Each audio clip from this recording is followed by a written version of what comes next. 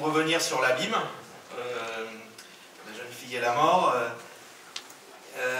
qu'est-ce que tu dirais alors de l'autre versant? Parce que là, il y a l'enfant, hein, vers lequel nous appelle Nietzsche, l'innocence, quel enfant.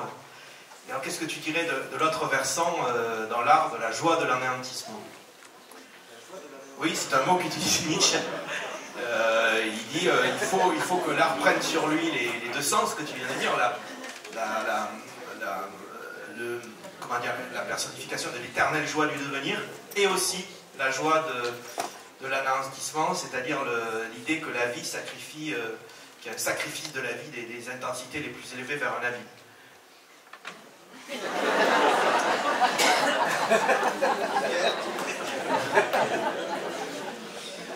Non, là je déclare forfait. Oui, excuse-moi, c'est une question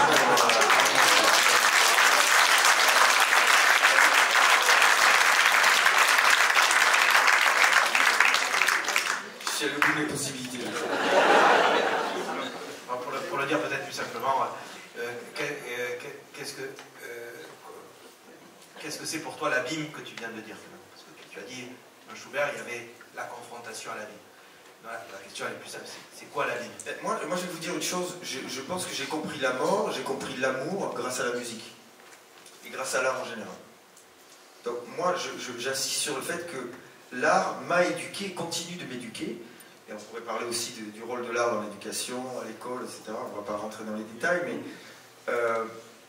je pense qu'il y a l'école de la vie, très bien. Mais cette école-là, elle a un adjuvant absolument nécessaire, noble, fondateur, intense, j'y reviens, dans l'art. C'est-à-dire que quand je joue, comme hier, le sonnet 104 de Pétrarque, mis en musique par Liszt, et le début du sonnet, c'est « Pace non trovo e non ho di fare guerra ». C'est-à-dire, je ne trouve pas la paix et je n'ai rien pour faire la guerre. Et tout le sonnet est composé d'oxymores comme ça. Et Liszt, génialement, arrive avec des harmonies extrêmement étranges parfois, à donner cette sensation. Et il y a une phrase là-dedans, qui est une phrase d'amour incroyable. Et moi, je vais vous dire la vérité, je pense que j'aime mieux, depuis que je me confronte à ces œuvres-là. Donc là, on revient peut-être à Wilde aussi, c'est-à-dire que c'est l'art qui m'a aidé à mieux voir ce qui peut-être existait déjà dans ma vie ou dans la vie en général. Donc l'art m'a éduqué, l'art a un rôle d'éducation absolument fondamental, mais l'éducation au sens le plus profond et noble du terme. Voilà. Si